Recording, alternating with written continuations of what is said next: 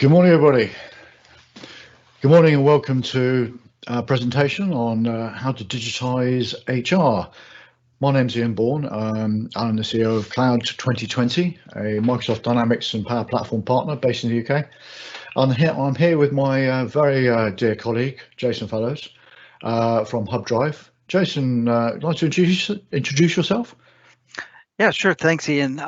As Ian mentioned, I work for a company called Hubdrive, and we are also a Microsoft Dynamics Gold partner, but we're a little different as we are an ISV or an independent software vendor.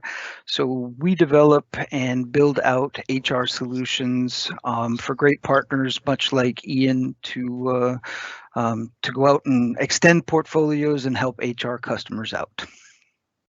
Brilliant. Thanks, Jason. Yeah. And so it's great working with Jason and the very professional team at Hubdrive, and we work very closely alongside their pre-sales and their development team.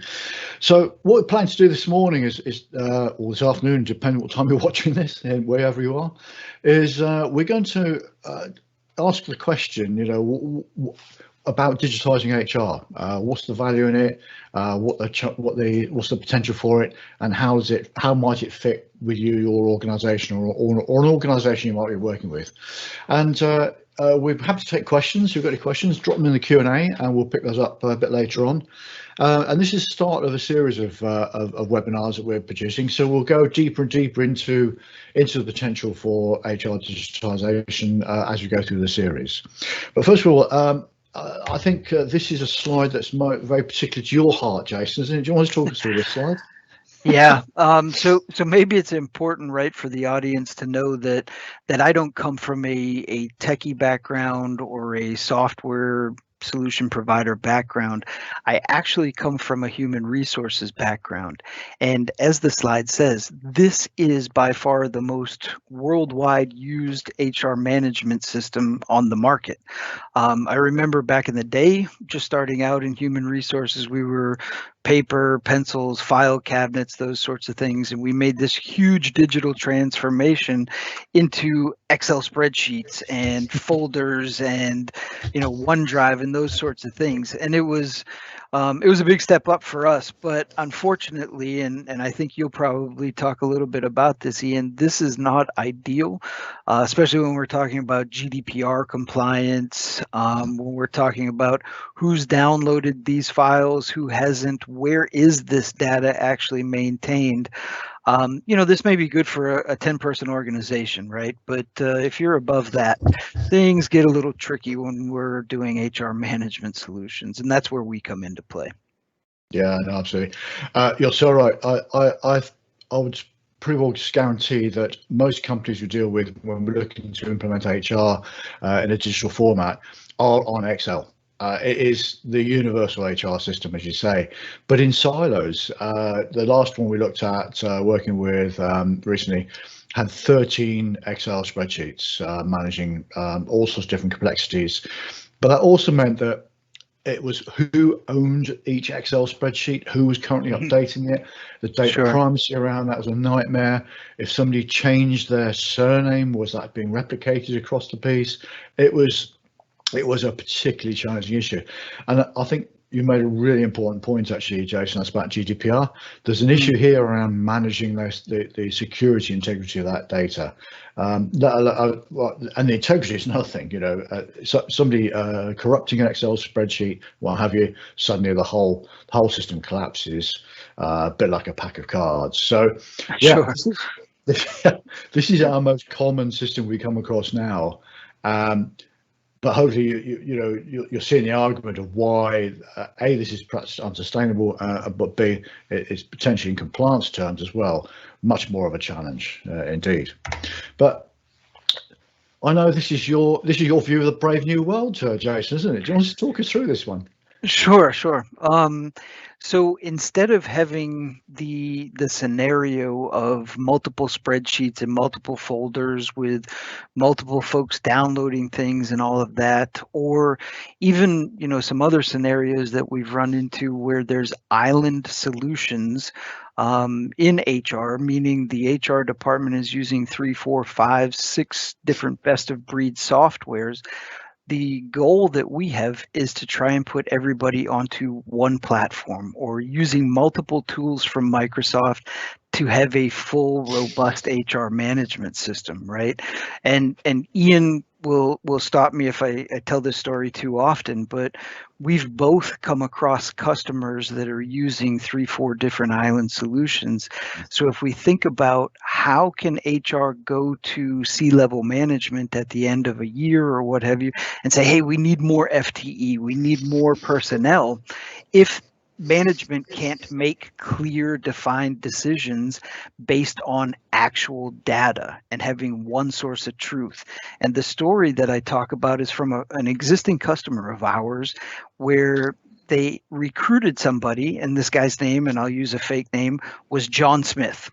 And so he comes into the solution, the company knows him as John Smith. And then John shows up for his first day of work. He meets the folks that are doing the training and development and onboarding that are using a different tool. And he says, hey, my name's Johnny. He's a nice guy, wants to be liked. So he gets introduced that way. And then he goes over to the admin folks, and he knows payroll is part of their task. So he's very clear and concise with them and says, hey, my name is Jonathan Lee Smith. And right now we have 3 different pieces of software that have touch points with John, and we have 3 different names. So it's almost impossible for management or HR to go to management and say, hey, we have a need for 3 more FTEs, because management sees, hey, we've got John, Johnny, and Jonathan in our various systems, but it doesn't put together that this is one person. So this, our dream or vision in terms of having that one solution as best as possible and integrated working is represented on this slide. Why have something for employee services, something for recruiting, development, so on and so forth? And Microsoft has fantastic productivity tools, right? Teams, as shown on here, or Microsoft Outlook. These are all tools that everybody uses almost on a daily basis. Why not take advantage of them? Yeah, I think you bring up a couple of really, really good points there, Jason, particularly Teams these days. I mean, wow, who doesn't love Teams, all right? And to be able to surface up, let's say you're bringing a new employee on board and you want to share that with that employee, make sure their onboarding is managed properly. You can surface that information up in Teams, subject to security, obviously, and integrity. Yeah, I get that. But that's a possibility. If you're doing recruitment, you can surface that recruitment requirement up in Teams and bring a team on board to work with you alongside that. Absolutely fabulous. I think the integration of Outlook should never be overlooked. I mean, not everyone. A lot of people live in Outlook these days, and to be able to manage your HR through Outlook. Now, the important thing there, of course, is if you're in Hubdrive, for example, and you're emailing somebody, then you're emailing therefore from an HR perspective. That conversation is between the HR person and the individual, and it won't be seen outside that boundary, which I think again is very important, because you have those conversations that are not for general broadcasting. Let's be honest. It's around, can you make sure you get your leave, your sickness note in, and can you send me that copy of your permit to work, and those sort of questions and those sort of discussions that are very much HR to the individual. I think this brings up also that what we're saying here is you're bringing all this information into one pool, and I'm sure people are going, well, hang on a minute. Therefore, what's the security issue around here? If I get in, I can see all the data. Well, no, because whilst I think it's 2 dimensions. This one is the security is managed in this case by the whole Microsoft security thing. So single sign-on, Azure Active Directory, and all that kind of clever stuff, which means massive security built around this. The other important thing is we can deploy this in this example to a specific data center. So if you want a data center in Europe, we can do that. You want a data center in the UK, we can do that. So therefore, the primacy of where your data sits can be determined, which again is really important. But then also at a lower level, whether you're the HR director or a line manager or the individual employee, you can determine by the security roles what level of data that person can see. So you can manage that personal data issue, which is so important for HR management purposes. So Yeah. I think You're absolutely right, Ian. Right, and the use of Outlook and the integration with the Dynamics platform means if there was some crazy thing that happened and a person got an email that wasn't meant for them, if something went crazy, they also have a backup to that. So it doesn't send out information like, hey, Ian has been sick for 5 days and he's not showing up to work or whatever. It just sends a link to our HR system. So if Katie, somebody else, wherever, gets this email and this link and they click on it, they won't have access because it's security role based. So again, it's a kind of a multi-tiered default system that continues to keep people out. And obviously, as you mentioned and I mentioned earlier, GDPR is a big deal, right? There's huge fines that companies are paying. And when it really first kicked in, right, there were CEOs potentially facing jail time. These are things that are super important to be taken care of. Yeah. Yeah, absolutely. So the compliance thing is absolutely critical. Obviously, stay out of jail. Why not? But also, I think this is about a positive side. Also, is about the approach and the attitude you take towards your employees. This is about making sure that they know what their leave is. They can apply for leave. It's empowerment of your team as well. But also that they know that all the information you know about them is secure, and they have that confidence in you. I mean, that brings us to the point in the top right-hand corner about SharePoint, because obviously we, in this case, using Hubdrive, we were connected to SharePoint. So documents stored against an individual would be stored in SharePoint against that individual, which comes again with all that security that built into it, because this is a Microsoft product and that link is in there. So lots of really positives around this approach. And again, the point of this discussion today was, what are the benefits of digitizing HR? And they're just tumbling out of the conversation here. Absolutely. So moving on, this is the HR platform for Dynamics. Now there's a whole load of stuff in here. Jason, following on this conversation, do you want to dive into any of these in particular and pick any ones you want to have a chat about here? Yeah, sure. I think the purpose really of this infographic is to showcase that this is what is expected by an HR department, right? They want to have that one platform that really starts from the recruitment all the way to the time that somebody retires or leaves the organization, and that complete employee life cycle. Some of the things that are key, right, is flexibility for the HR department and their ability to save time.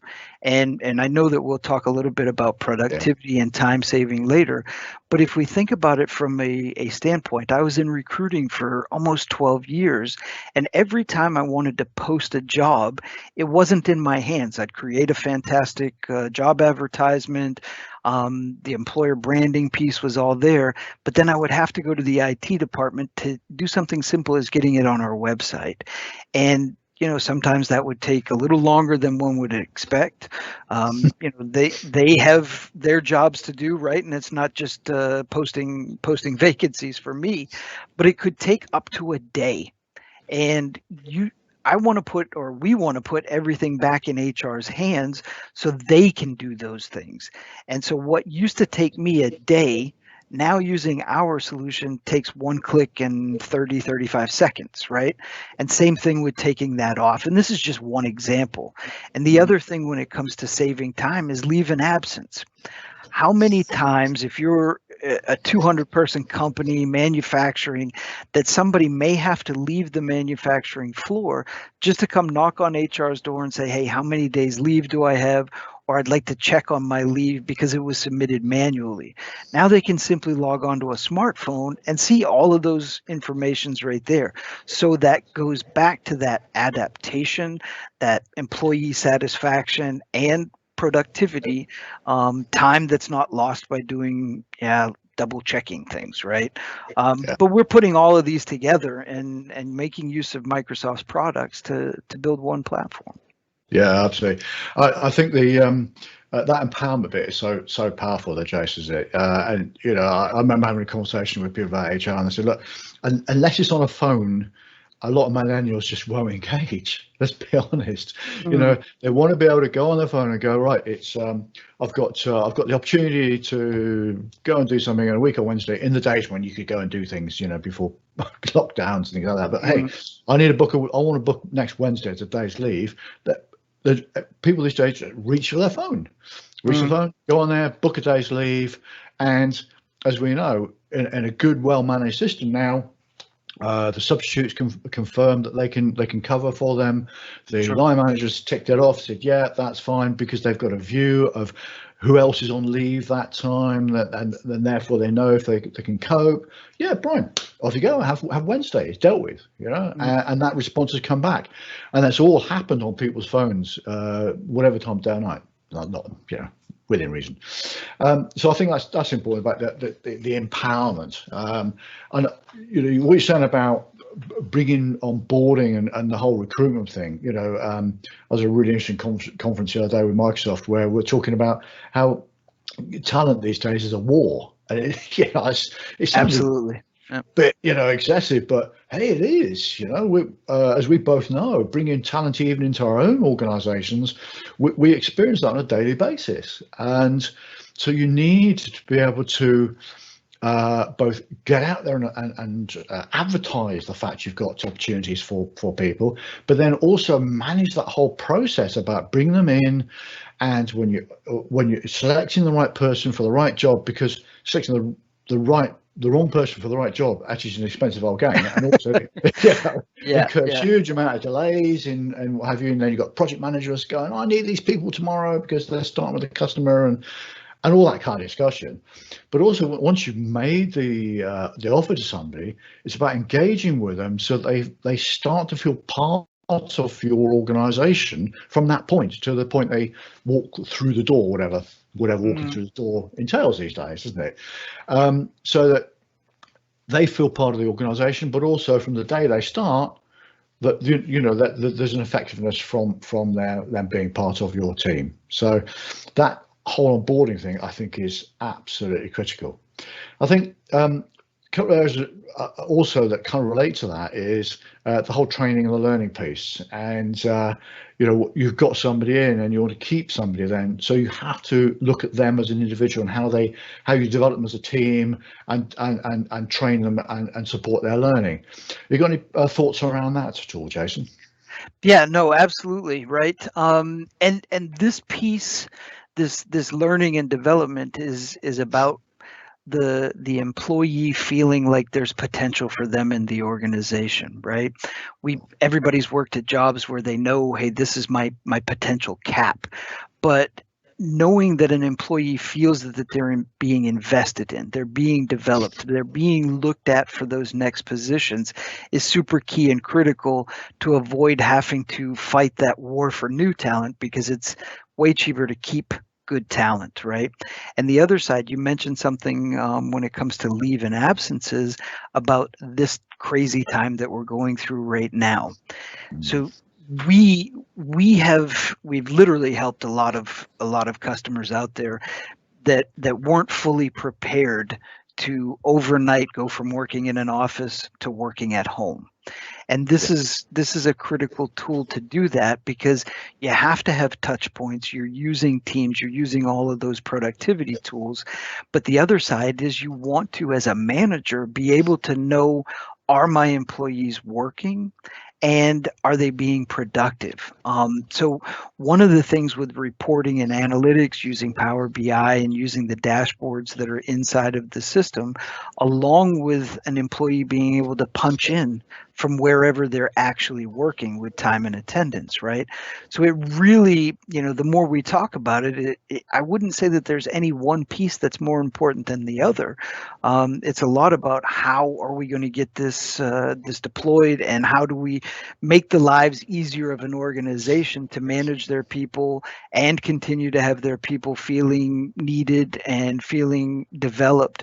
And now, I mean, I've seen it with tons of customers. Recruiting no longer is, hey, come to the office for an interview. it's literally an online interview, and it becomes challenging for anybody to have the same passion and feeling over a Teams meeting as they do face to face. So, all of these things, having a modern system like this is really key to winning that war and keeping the talent from jumping to the other warring parties, right? Yeah. I've absolutely, I relate to this so much. Katie Benson, who set this up for us today, she's worked for us for about 8 or 9 months now. I've never been in the same room as Katie. And Katie's joined us, done an amazing job, and an absolute pleasure to have with us, and brought so many new ideas and thoughts with her. Fantastic. We've never actually met physically, and I'm not alone in that situation of having employees Sure. that have not actually worked for it, not met. So I think relating back to your bit about tracking time as well as I think there's a band of employers who were concerned about people working from home and were they actually getting the right productivity. I think probably there's a growing swell of employers now who are concerned that perhaps their team are working too much. Yeah, no, Well-being. absolutely right there. Absolutely right there. And that's one of the reasons that we've added in mandatory breaks, right? As you know, I'm based in Germany, and there's some unique laws around, mandatory breaks and those things, but there's also flexibility that's needed. Some people are doing 3 jobs. They're doing their own job, they're taking care of their house, and now they're also taking their kids and being a teacher, right? I mean, that's a pretty scary thing. And so those standard 9 to 5 jobs just don't fit our current situation.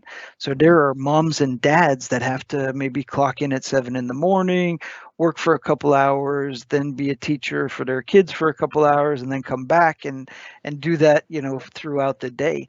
And so that flexibility of clocking in and out and being able to manage their time, and at the same time not working 5 or 6 overtime hours every single day. Super key. Yep. Yeah, no, absolutely, absolutely. I'm never worried that people are not going to do it. My concern is they might overstretch themselves and what have you. So I think the well-being side of a platform is great. I think the other thing is also, so many HR managers have been suddenly thrown into the situation. They have to manage a very dispersed workforce. And you can't do that if you're relying on a filing cabinet. You just can't do it. And I don't think you can do it realistic as we started off with Excel spreadsheets. So I think more and more having an accessible HR platform is almost an imperative, provided it's end to end. Indeed. Yeah, you're absolutely right. Ian, there's a question in the chat that's actually pretty interesting, and somebody posted the question that this is helpful information, so thanks a lot. And their question was, can I ask if we can access this system on our phones? Yeah, good question, actually. Yeah, very much. I mean, the good news is that this is a Microsoft model-driven app built on the Power Platform, and therefore you can access it from anywhere. So it can be on a laptop, a Mac, an iPad, an Android tablet, Android phone, iPhone. It doesn't matter. It's completely platform agnostic, which does really, it does open up huge possibilities around accessibility and what have you. So good question, and thanks for posting that. But any platform, very much so. So I want to move on here now, and I've seen you do this presentation, Jason. I'd like you to run me through this, because this really does make you sit back and think a bit, doesn't it? So can you talk us through it? And if need be, I've got a calculator here and I can actually do some calculations. Look, all right. Sure, no problem. So with this time potential, right? It's difficult sometimes because HR department is somewhat looked at as the cost center, right? It's not typically an organization that gets invested in initially, which is unfortunate, because they say, okay, sales is making us money, production's making us money, HR they're just kind of keeping us afloat. So one of the things that we talk to customers about is, if you invest in a solution such as ours, what is that return on investment, right? So if you have, and you can pull up a calculator if you want to, if you have 200 employees using self-service, Yeah. and those 200 employees are able to do things on their own or whatever it may be, we figure in a month's time, maybe on average, they're saving 2 hours worth of productivity, meaning time where they're actually doing their job as opposed to checking on HR things. And so if you multiply 200 employees by 2 hours, you get a number. What is that number? 400. Okay. And then they're saving that amount of hours every single month. So let's multiply that by 12. 4,800 hours. Okay. So now these employees are reinvesting or putting more productive hours into their company, which calculates out to 4,800 hours of productivity increase per year. Now, if you want to take it crazy and you actually want to put a dollar or pound or euro value to that, if a employer is paying somebody, let's say $20 an hour, meaning that's what the employee gets after taxes and other investments that come from the employer, they're paying almost 30 euros per hour, or pounds or whatever. So if you multiply 4,800 by 30, what number do you get? Well, I just did it. It seems extraordinary numbers. I've done it again. 144,000 bucks. So if we want to take those productivity hours and turn them into money, that's a huge number. So now HR can go back to management and say, hey, I could save you potentially this, or I could increase the employees so the money that you're already investing becomes productive hours, as opposed to hours spent knocking on the door of HR saying, hey, what about this? And 2 hours a month is really a conservative number. I think there would be a large amount of employees that would save more of that time. And HR folks, they're saving like 60, 70% of their time with reports and, all of those different things. Yeah, no, absolutely. It's not the first time I've done that calculation with you, Jason, and it's just stunning. Oh, surely not. Hang on, I'm going to do that calculation again. You go, no, it actually is working out. That's a serious number. And you're saying, that's just, how much leave we got left. Can you get me a form for so and so, and can I book my travel and subsistence and all that kind of stuff, which is all doable through a good 360-degree platform. Yeah, and then there's all the reporting chase ups as well, and that kind of thing. So yeah, incredible. Super. Okay. What should we talk about now then? I could. This is such a I'm trying to move the slide forward. Hang on. This is such a big topic, but let's say somebody's decided, HR department's decided to move forward and look at move into a more digital approach, transformation. You've got some tips here, Jason, which come from your experience. Yeah. Do you want to talk us through this? Yeah, sure. No, I'm super happy to do that. So I can say this because I come from HR, right? All the HR people in the world, please don't take offense. There's some folks that are fantastically techie, and there are some folks that are more like me that are less techie and just not great at it. So the first thing that we want to tell our customers is, let's not start too big. Meaning, let's not move into a massive software implementation scenario. Let's start with 3 or 4 pain points that we have, and let's solve those. So we'll start small, and we'll start with the most important improvements. If it's literally getting everything from Excel to a digital base or a digital platform, then let's start with administration. If it's absolutely imperative, there's a recruiting problem or whatever it may be, then let's start with that and then work our way through it. And then the other thing is, it's way better to be done than it is to be perfect. Even if you can go from 0 to 80% of what you're really truly desiring, then that's way better than being at 0%. And so it's important to see and embrace those quick wins, whatever they may be. And then when it comes to implementation, we typically do a best practice approach. So our software has been on the market for 10 years. We've gotten so much feedback from partners, from customers, from HR experts. So we've built those feedbacks into our solution. So much like if you go out and buy a car, you do a test drive of it, right? You literally drive this car for an hour or two, whatever you're dealing with, and then you come back and you say, hey, I would like to have it with a sunroof, right? So we do the same approach with our software, where let's put it into your system.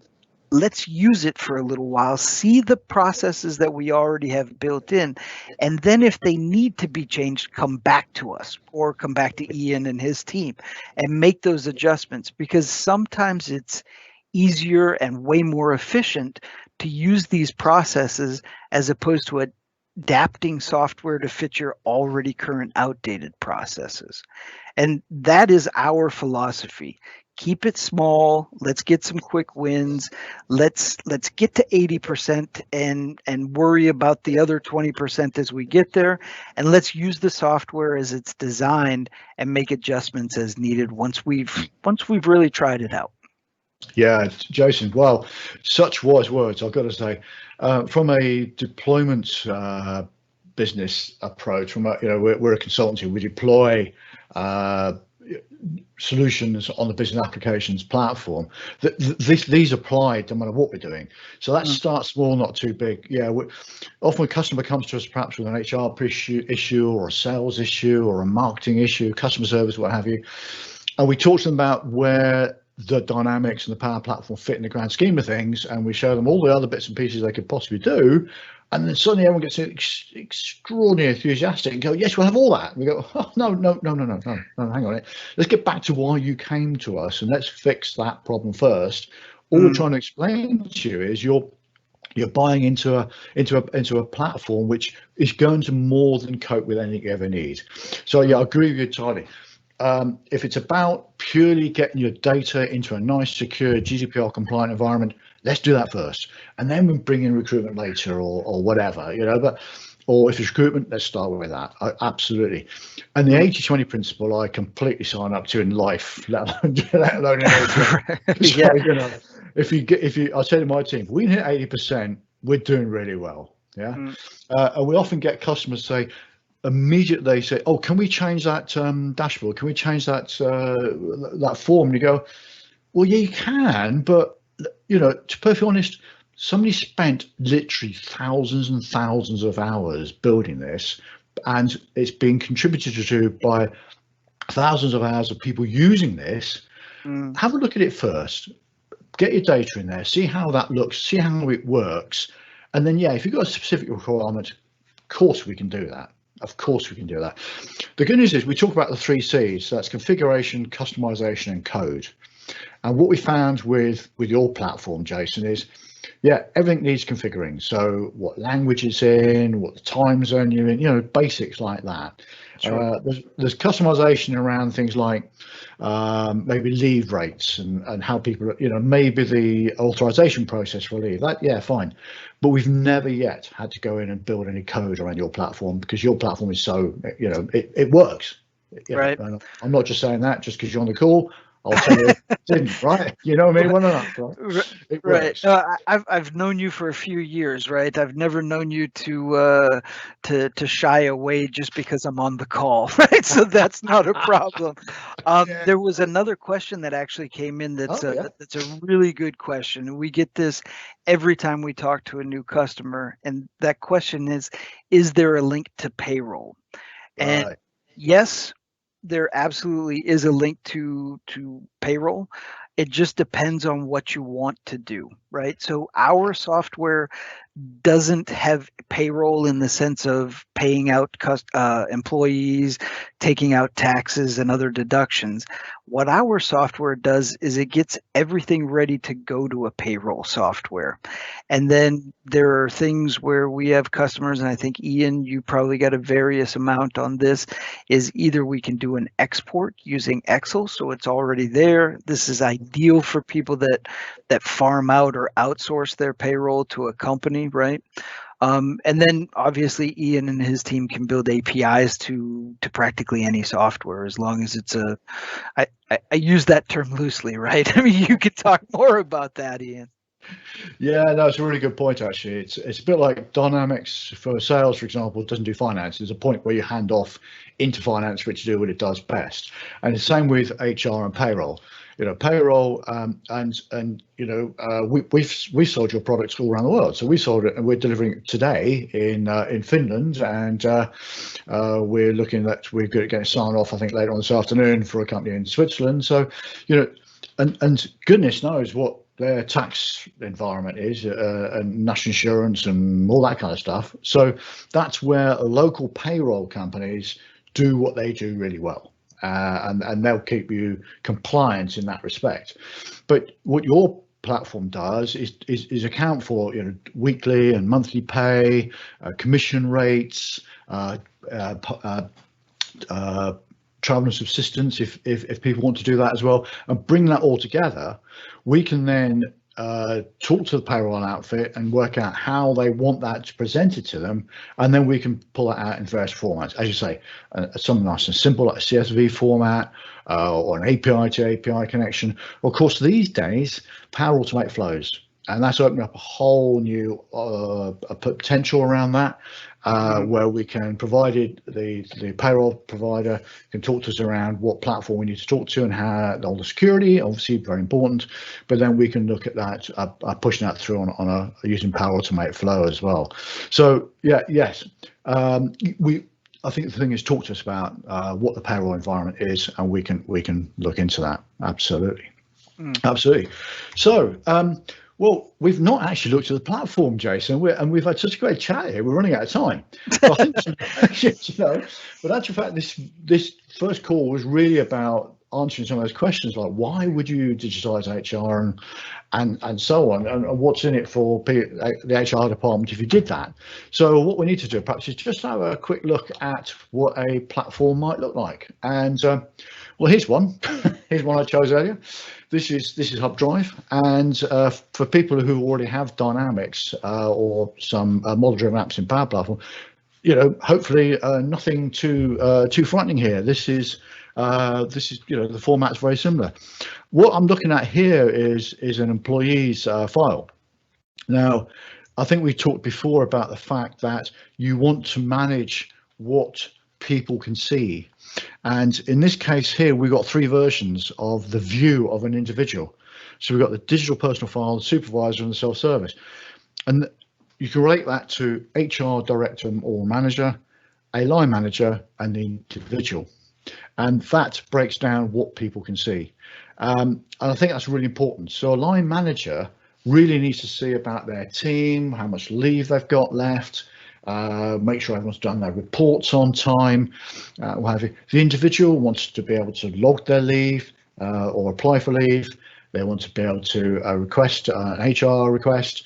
They want to see that they have got a report that's been done on them, a review that's been done on them, see their targets and so on. So it's very much about putting the right data in front of the right person at the right time and make that accessible. But also, clearly, there's data that you don't want people outside of a team or outside of the HR environment to be able to see.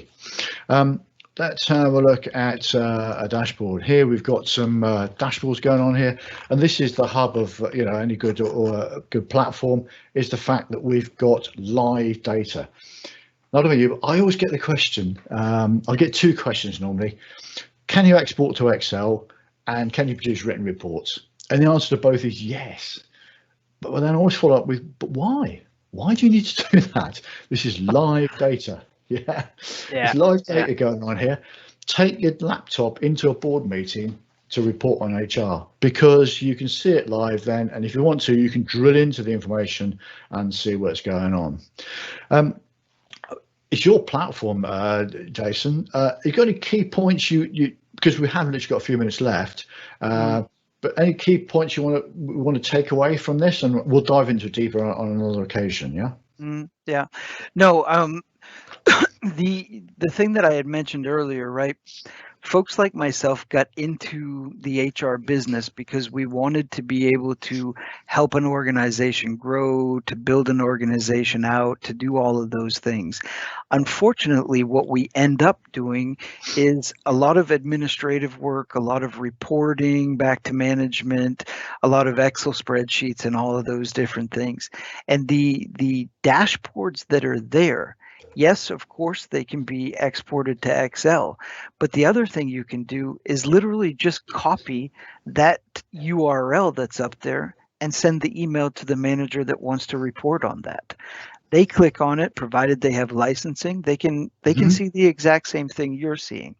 And then what you're showing now with the different views is it gives you the ability to drill down.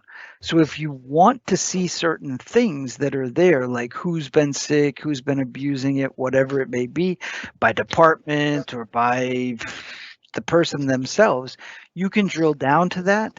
And even here, you're able to export these lists to Excel. You can see it right there at the top. So if you do have that manager that just will not embrace it and has to live by Excel reports, all of these things can simply be exported and sent off to them.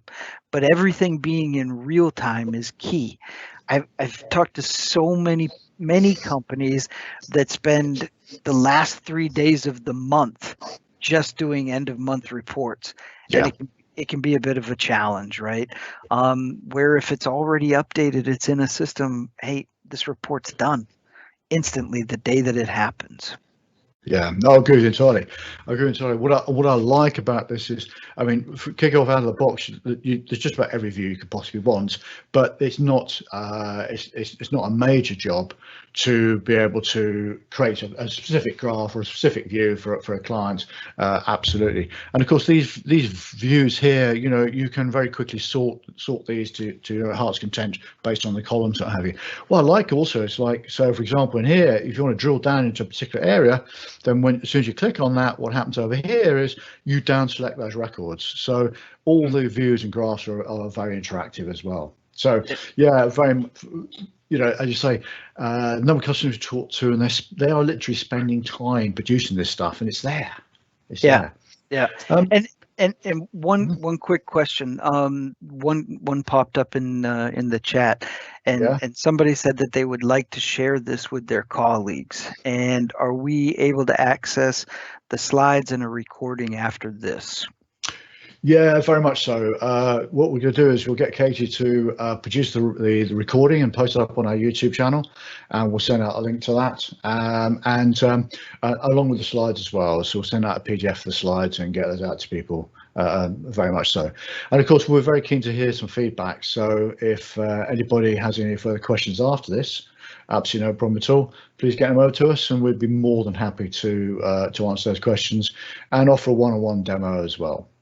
I think that probably for now, actually, Jason, I think we've probably had a good call. I think we've answered a few questions, well, between us anyway. Hopefully our audience have learned something or found some value in what we've said.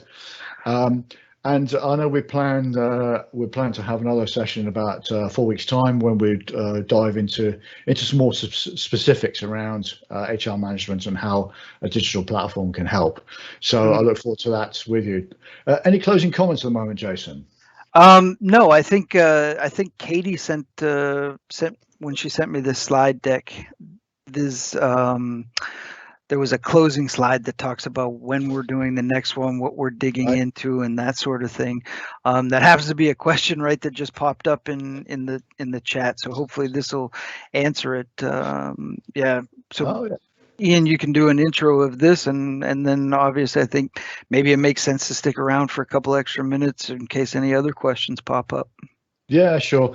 So the question is there a series, or are you doing more? Yes, certainly we've got 3 planned, this and 2 others. but also this, we'll be picking up on key issues that come up for customers and clients and those that are interested.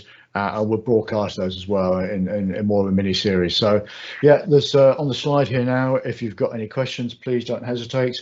Go to the excellent website at dynamics-hr.management-management.com, which is Jason's website. You can contact us through LinkedIn or Twitter, and also register for the next webinar on March 31st. Brilliant.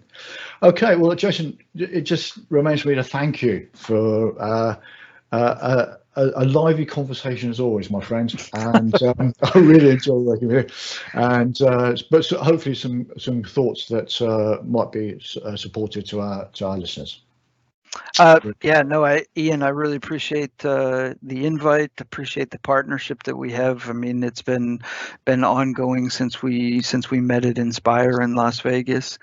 So yeah, super happy to work with you guys at any point in time, and happy to be invited to this webinar series. Fantastic, great stuff. Well, I think we'll just hold fire now, just for another 60 seconds or so, see if there are any final questions, and if not, can I thank people that are watching now and that people are watching in the future, and don't hesitate to contact us and share your views and thoughts. Thank you very much indeed. Thank you to Katie for organising.